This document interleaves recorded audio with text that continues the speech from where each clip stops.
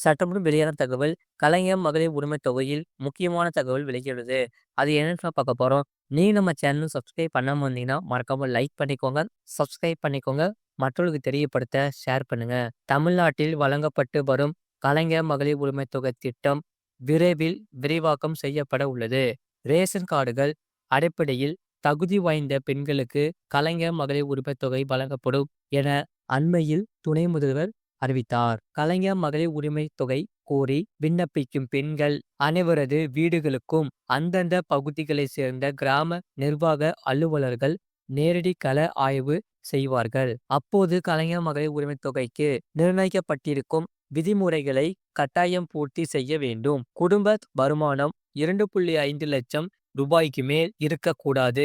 10 ஏக்கருக்கு மிகாமல் புன்சை நிலங்கள், 5 ஏக்கருக்கும் மிகாமல் நன்சை நிலங்கள் வைத்திருக்க கூடாது.